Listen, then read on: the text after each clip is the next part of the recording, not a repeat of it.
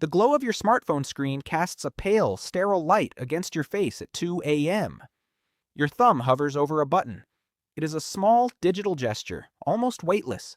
You are looking at a product you do not need, made by a company you do not know, destined for a shelf that is already overflowing.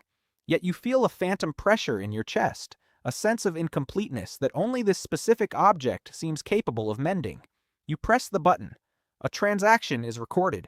A tiny spike of dopamine fires in your brain, then dissipates, leaving you exactly as you were seconds before. Only now, your space is slightly smaller, and your wallet is slightly lighter. Most people assume this behavior is a lapse in willpower. We tell ourselves we were tired, or impulsive, or simply lured by a clever advertisement. We frame it as a personal failure of discipline. That is not what happened. You were not fighting a temporary weakness. You were reacting to a sophisticated, deep-tissue excavation of your own evolutionary programming. For thousands of years, the human mind was tuned to a landscape of profound scarcity. Every calorie, every tool, every resource was a hard-won victory against a silent, encroaching void. We evolved to equate acquisition with survival. To see a resource and not claim it was, for our ancestors, a fatal error. We have carried that ancient, desperate hunger into an age of absolute abundance. In the mid-20th century, a team of researchers began to notice something unsettling. They observed that when people were presented with a nearly identical pair of items, one branded with a prestigious name, one without, they didn't just perceive the branded item as more expensive. They perceived it as physically different, superior, and more desirable. Their brains were literally reconfiguring the sensory input to justify the irrational desire. But this goes deeper than marketing. It strikes at the heart of our identity. We are not buying objects. We are buying versions of ourselves. Every time you bring a new item across your threshold, you are performing a ritualistic act of self-definition. You are trying to fill a hollow space in your perception of who you are by externalizing your values onto inanimate matter. You are effectively trying to graft your personality onto things that have no soul. Think of the things you own. Really look at them. Each one represents a ghost of an intention you once had: to be healthier, to be more organized, to be more sophisticated, to be someone else entirely. Each purchase is a promise you made to yourself that you never intended to keep.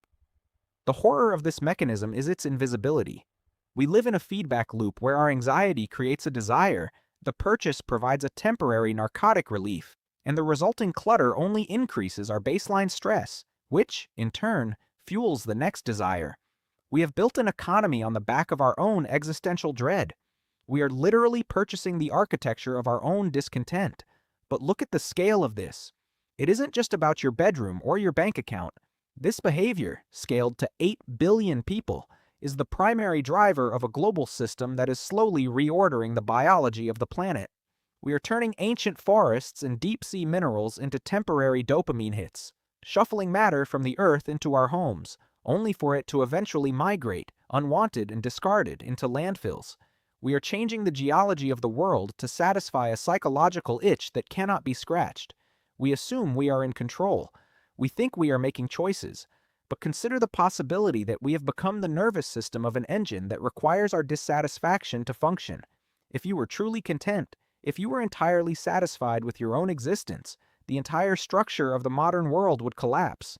Your restlessness is not an accident. It is the fuel. The next time you reach for that screen, stop. Look at your hands. Look at the space around you. The items you own are not silent. They are a ledger of every time you tried to buy your way out of your own humanity.